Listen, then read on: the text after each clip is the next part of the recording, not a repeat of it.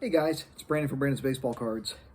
I am sitting on my porch, enjoying a nice cigar, hanging out, and I decided I wanted to do a video kind of discussing my reflections on the year, my past year in the hobby. And I think it was a really fun year overall. And I think one of the reasons it was so much fun is because of some of the connections that I've made with people, especially in the unopened area of the hobby. And there's people that I've known in the past several years that I've gotten to know, that I trust, that we've done deals together, they know about some of the items I have in my collection. I know about some of the stuff they have, right? We share the passion. But what makes it so great is when you find an item. It's similar to when you make a video on YouTube, right? Even many of you that watch my videos, which I'm very thankful for, by the way, you don't collect unopened yourself, but you're excited because I'm excited, right?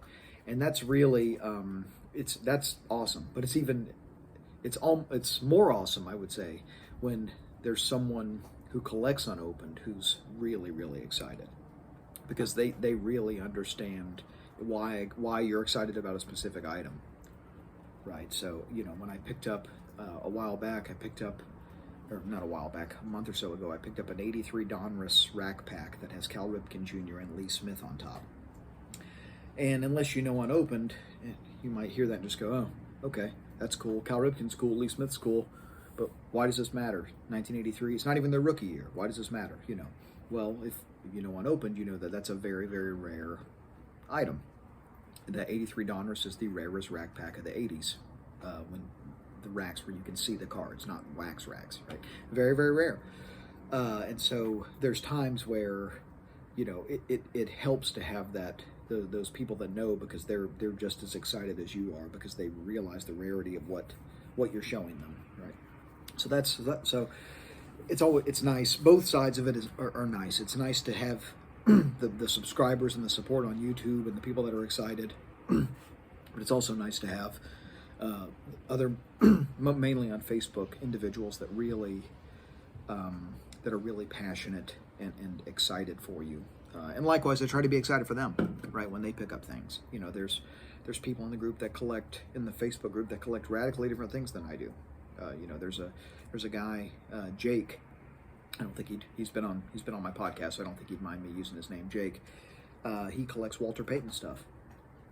Walter Payton unopened, rack packs, cello packs, wax packs. He's got a really impressive Walter Payton collection. I love seeing him, seeing when he picks stuff up. I don't collect football very much, very little, but it's amazing. I'm happy for him because it means a lot to him. And so I think that's what has made the past year so great, is I feel like there's been a lot more connections that have been made. And I've also just picked up some really killer items, some stuff that, you don't necessarily know exists until you see it, right? It's not like a PSA. There's no registry for rack packs, right? Because Baseball Card Exchange authenticates them, but they don't have a registry of every pack they've authenticated. So you don't know everything that's out there, right? You don't know, wow, this. So for example, probably my favorite item that I picked up for the year was this 81 Topps rack, that in addition to having Nolan Ryan on top, it has Joe Niekro, another Astro, and then it has the Astros team card. 3 different Astros on top, right? What we call, in the Facebook group, we call it a jackpot rack, because all 3 of the top cards are the same team showing. That's incredibly hard to have happen. And then you add to the cool factor that there's Nolan Ryan right in the middle, right? So it's not only 3 Astros cards, Nolan Ryan's right in the middle. I would have never in a million years thought that pack existed. There's no way to know that unopened is there's so many opportunities to see things that surprise you.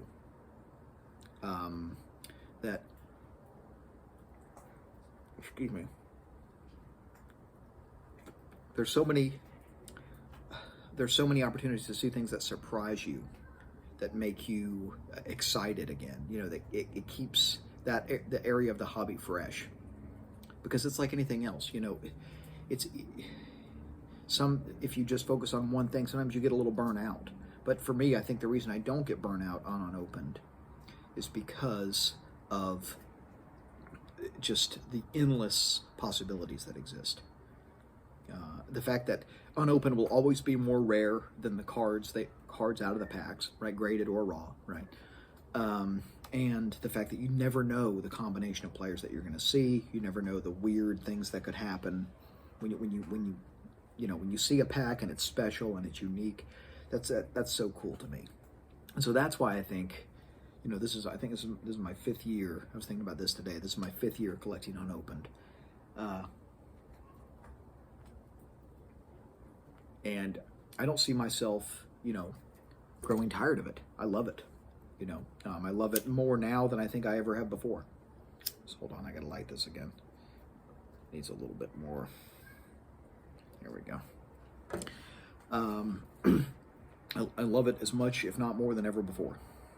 And so to me, I've picked up some really awesome stuff. That Ryan rack, the 83 Donruss Ripken Smith rack, the 76 Topps rack that I picked up, the Cubs Floating Heads team card run that I'm working on, in rack and cello, showing on top of rack and cellos, all that stuff, awesome stuff. But the coolest part has been continuing to build this feeling of community, right?